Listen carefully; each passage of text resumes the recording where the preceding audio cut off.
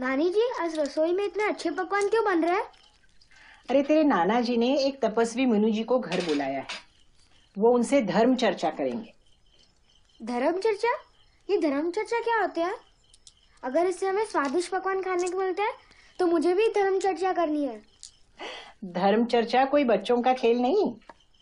मैं थोड़ी ना बच्चा हूँ, मैं तो बड़ा हो गया ना। अच्छा, कब हुआ बड़ा तू? बहुत पहले। चुप, मेरा दिमाग मत खा।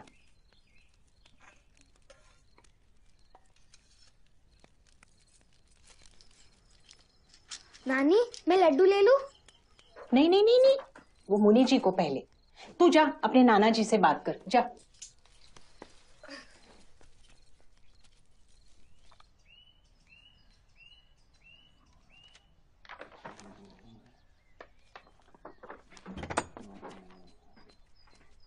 नाना जी, मुझे भी धर्म चर्चा करनी है।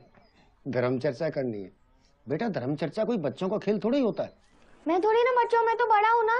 नानी भी यही कह रही कि मैं बच्चा हूँ। ओ ले ले ले, तू तो बहुत बड़ा हो गया है पागल। बेटा, धर्म चर्चा भी किसी टाइम करेंगे। एक बात सुन ले तू, मुनि जी आ रहे हैं, उनके सामने कोई उल्टी सीधी बात मत बोलना, ठीक है? हाँ। तो मैं खेलने जाऊँ? हाँ बेटा, अब तू खेलने जा बाहर जा, और मैं थोड़ा सा हिसाब कर लूं, तब तक निपटा देता हूँ। 1 4।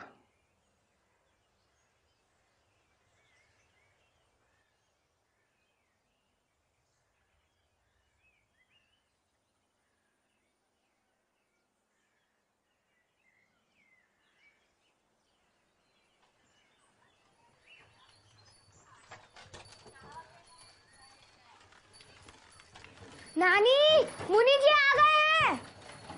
नानी, मुनि जी आ गए हैं। प्रणाम मुनिवर्त। यशस्वी भव, आनंदित रहो। पधारिए, छोटे से घर में स्वागत है आपका। यजमान, आदमी घर से नहीं दिल से बड़ा होता है। श्री कृष्ण श्री कृष्ण श्री कृष्ण। आप बड़ी दूर से आए हैं महाराज, आसन ग्रहण करें। धन्यवाद।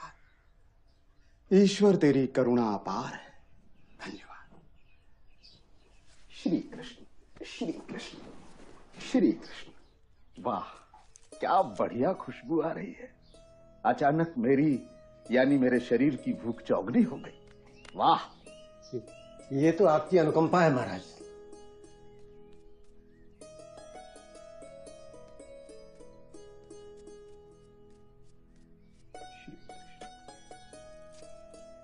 श्री कृष्ण श्री कृष्ण। धन्यवाद। ईश्वर आपको सौभाग्यवती रखे। शुरू करें महाराज। श्री कृष्ण श्री कृष्ण।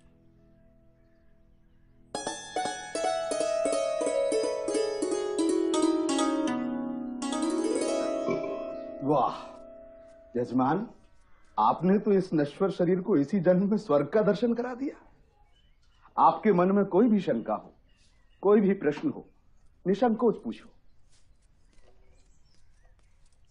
महाराज, उम्र हाथ से छूटी जा रही है। मन में एक बात बार बार उभर कर आती है, क्या इस मनुष्य योनि के सुख दुख के फेर से हम जैसे संसारी की मुक्ति संभव है? सांसारिक जीवन में मुक्ति पाना लगभग असंभव है। नानी, इसका कारण साफ है। क्या यही धर्म चर्चा है? भगवान ने मनुष्य को बनाया ही सुन ऐसा। उनकी बातें क्या बोलते हैं। इंसान कितनी भी कोशिश करे, वो पाप करने से नहीं बच सकता। हाँ, थोड़ा बहुत पुण्य करके, जैसे कि आपने अभी किया, मृत्यु के बाद होने वाली पीड़ा से थोड़ा बहुत बच सकता है, लेकिन मुक्त नहीं हो सकता। और मनुष्य को हमेशा नरक का डर होना चाहिए, क्योंकि नरक भी एक नहीं 7 प्रकार के होते हैं। भगवान ने मनुष्य को बनाया ही ऐसा है कि वो जन्म जन्म की पीड़ा से थक कर तप, साधना और संन्यास का मार्ग ले। यही उसकी परम मुक्ति है। क्या आपने कभी नर्क देखा है या फिर कभी आप भगवान से मिले हैं? बड़ा नटखट बच्चा है। बेटा जाओ बाहर खेलो। महाराज जी, आपको बच्चे के प्रश्न का उत्तर देना चाहिए। मैंने शास्त्रों का अध्ययन किया है और शास्त्रों की वाणी परमात्मा की वाणी।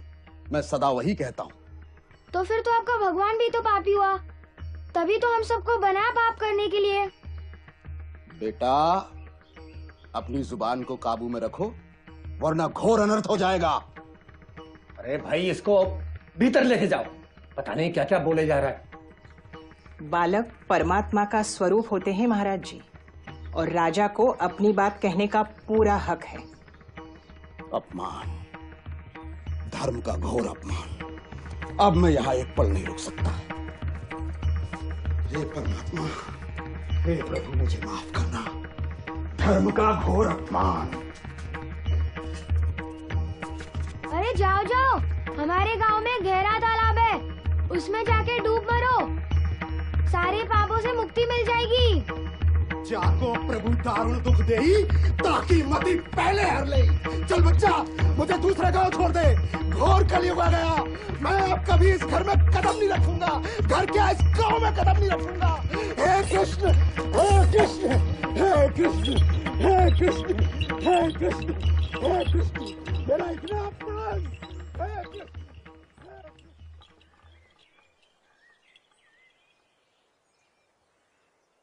क्या ऐसे ही चिड़े रहोगे जी? और आज आपने दिन भर कुछ खाया भी तो नहीं। सच कहूं तो कई बार भगवान ही बच्चों के मुख से बोलते हैं।